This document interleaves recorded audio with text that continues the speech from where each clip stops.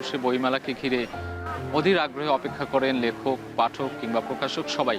আমরা এই মুহূর্তে একজন লেখককে পেয়েছি যিনি শুধু লেখক নন, একাধারে মডেল, অভিনেত্রী, সবকিছুই তিনি একাধারে চালিয়ে যান একসাথে। আমরা কথা বলতে চাই আমাদের আজকের অতিথি সানারেই দেবী শানু। আপনি তো একাধারে মডেল, অভিনয় করেন এবং বইও লেখেন। আমি যদি ভুল না করে থাকি আপনার কবিতার বই রয়েছে, উপন্যাস রয়েছে, শিশুতোষ লেখাও রয়েছে। এবারের বইমেলায় যে অপেক্ষার পর দীর্ঘ 11 মাসের অপেক্ষা শেষে বইমেলার জন্য অধীর আগ্রহে থাকেন, সেটি কেমন লাগে আপনার কাছে? শুরুতে এই বিষয়টি জানতে চাই। আমি শুরুতেই অমর একুশে গ্রন্থমেলা 2025-এর মানে এই বইমেলা প্রাঙ্গণে আমি প্রথম কথাটি যেটা বলতে চাই যে আমার দর্শকরা আমাকে অবশ্যই একজন অভিনেত্রী হিসেবে চিনেন, এটা আমার পরিচয়। কিন্তু তার বাইরে আমি অমর একুশে গ্রন্থমেলায় যখন আসি তখন একজন লেখক হিসেবে আসি। আমার 2017 সাল থেকে আসলে পথ চলা শুরু কবিতা দিয়ে। বিগত কয়েক বছর ধরে আমি উপন্যাস, কবিতা, তারপরে শিশুতোষ গ্রন্থ অনেকগুলো মানে এই লেখক যাত্রার সাথে আমি সংযুক্ত আছি।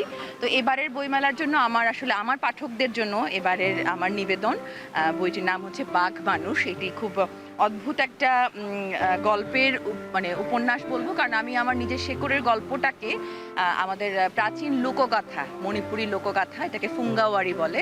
তো এই লোকগাথার একটি গল্পকে বাঘ মানুষ, অর্ধেক বাঘ এবং অর্ধেক মানুষের এই মিথোলজির, এই মিথের গল্পটাকে আমি কেন্দ্র করে আমি একটি থ্রিলার উপন্যাস লেখার চেষ্টা করেছি এবং এই গল্পটিতে একটা সূক্ষ্ম আসলে বার্তাও আছে। আমরা যারা আমি বলবো যে প্রতিটা মানুষের ভিতরে একটা কিন্তু হিংস্র বাঘ, একটা জানোয়ার জন্তু লুকিয়ে থাকে। তো সেই বাঘটাকে নিয়ন্ত্রণ করার দায়িত্ব আমাদের প্রত্যেকের। তো এটা একটি দ্বৈত সত্তার অভিশাপের গল্প। তো সেই বাঘ মানুষ যেন আমরা কেউ না হয়ে উঠি, সেই মিথোলজির গল্পটাকে আমি আমার পাঠকদের কাছে, এই প্রজন্মের কাছে আসলে উপন্যাসের আদলে আমি পৌঁছে দিতে চাই বলেই আসলে এই উপন্যাসটি লেখার প্রয়াস।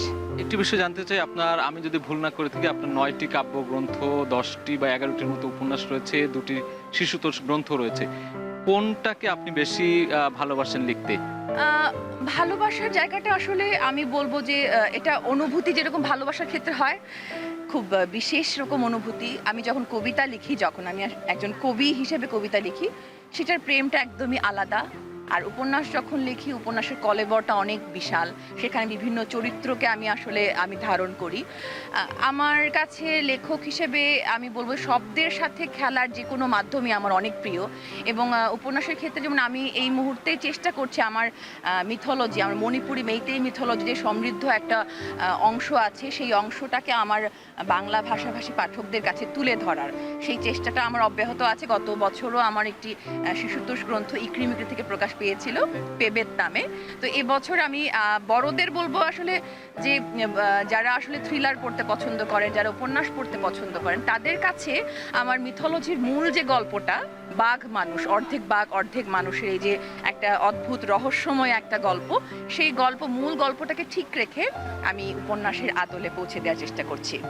একটি ভিন্ন প্রসঙ্গে প্রশ্ন করতে চাই, লেখক হিসেবে আপনি পাঠকদের কাছে কোন ধরনের আগ্রহ দেখতে পান, কেমন আগ্রহ দেখতে পান, যে তারা কোন ধরনের বই পড়তে আগ্রহী? বা আমরা মাঝখানে অনেক সময় বলে থাকি যে তরুণরা বই কম পড়ে, বা এই আগ্রহের জায়গাটা কেমন দেখেন এবং তাদের বেশি বেশি বই পড়া উচিত কিনা, কি বলবেন একজন লেখক হিসেবে? হ্যাঁ, অবশ্যই। আমি নিজেও যেহেতু একজন পাঠক, তো সেই পাঠক হিসেবে আমি নিজে আসলে উপলব্ধি করি, যেহেতু এই প্রজন্মে আমি দাঁড়িয়ে আছি।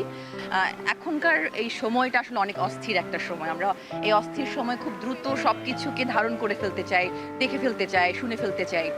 সেই অস্থিরতার জায়গাটায় আসলে এখন এই মুহূর্তে একটা ট্রেন্ড খুব চালু হচ্ছে যে সবাই খুব রহস্য রোমাঞ্চের প্রতি আকৃষ্ট বোধ করেন পাঠক হিসেবে। তো সেই ভাবনার জায়গা থেকে আসলে আমার কাছে যে মনে হয় যে আমরা যাপিত জীবনে আমরা যাই করছি, সেটাই আসলে একটা থ্রিল, একটা রোমাঞ্চ।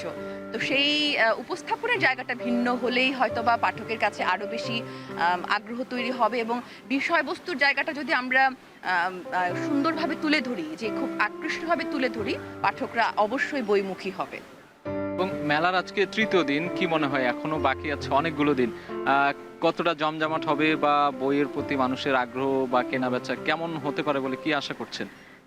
আমি একজন পাঠক হিসেবে এবং লেখক হিসেবে আসলে বইমেলা শুরুর দিন থেকে আমার একটা অন্যরকম একটা উন্মাদনা শুরু হয়ে যায় যে কখন যাব মেলার মাঠে। তো বই সংগ্রহ করব, নিজের বই পাঠকের হাতে তুলে দেবো, এই যে মিলন মেলার একটা বিষয়টা।